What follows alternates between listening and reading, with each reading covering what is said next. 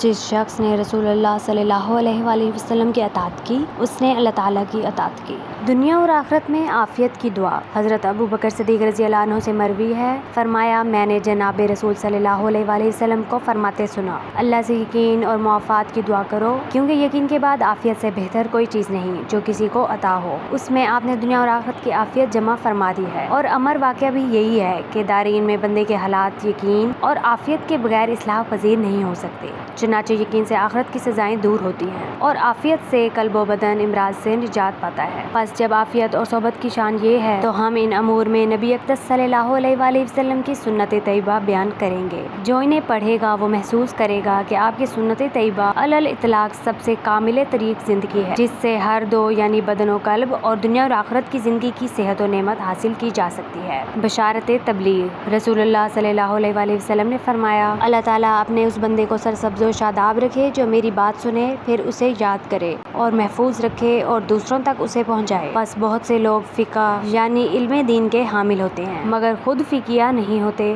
اور بہت سے علم دین کے حامل اس کو ایسے بندے تک پہنچا دیتے ہیں جو ان سے زیادہ فقیہ ہو۔ دین مبین فی 40۔ ترجمہ۔ حضرت سلمان رضی اللہ عنہ فرماتے ہیں، میں نے حضور اقدس صلی اللہ علیہ وآلہ وسلم سے پوچھا کہ وہ 40 حدیثیں کیا ہیں جن کے بارے میں یہ فرمایا ہے جو ان کو یاد کر لے وہ جنت میں داخل ہوگا۔ حضور اقدس صلی اللہ علیہ وآلہ وسلم نے فرمایا، تو اللہ پر ایمان لائے اور آخرت کے دین پر اور فرشتوں کے وجود پر اور سب آسمانی کتابوں پر اور تمام انبیاء اور مرنے کے بعد دوبارہ زندگی پر اور تقدیر پر کہ بھلا اور برا جو کچھ ہوتا ہے سب اللہ کی طرف سے ہے، اور گواہی دے اس پر کہ اللہ کے سوا کوئی معبود نہیں اور محمد صلی اللہ علیہ وآلہ وسلم اللہ کے سچے رسول ہیں، اور ہر نماز کے وقت وضو کر کے نماز کو قائم کرے۔ کامل وضو وہ ہوتا ہے جس میں آداب و مستحبات کی رعایت رکھی گئی ہو، اور ہر نماز کے لیے نیا وضو مستحب ہے، اور نماز کے قائم کرنے سے مراد یہ ہے کہ اس کے تمام ظاہری اور باطنی آداب کا اہتمام کرے، زکوٰۃ ادا کرے، رمضان کے روزے رکھے، اگر مال ہو تو حج کرے، 12 رکعات سنت موقدہ روزانہ ادا کرے، صبح سے پہلے 2 رکعات، ظہر سے قبل 4 رکعات، ظہر کے بعد 2 رکعات، مغرب کے بعد 2 رکعات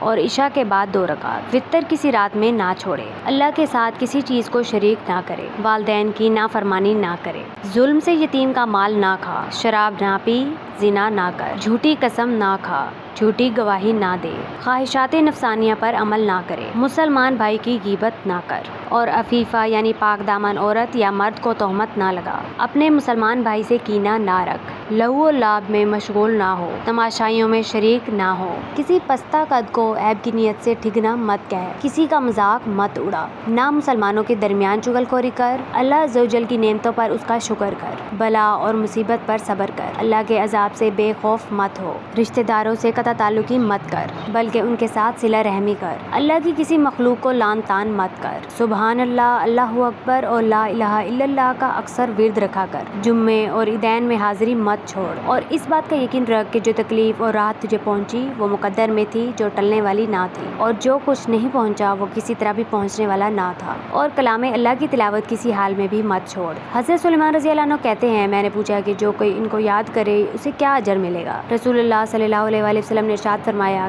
کہ حق سبحانہ اس کا حشر انبیاء علیہ السلام اور علماء کرام کے ساتھ فرمائیں گے۔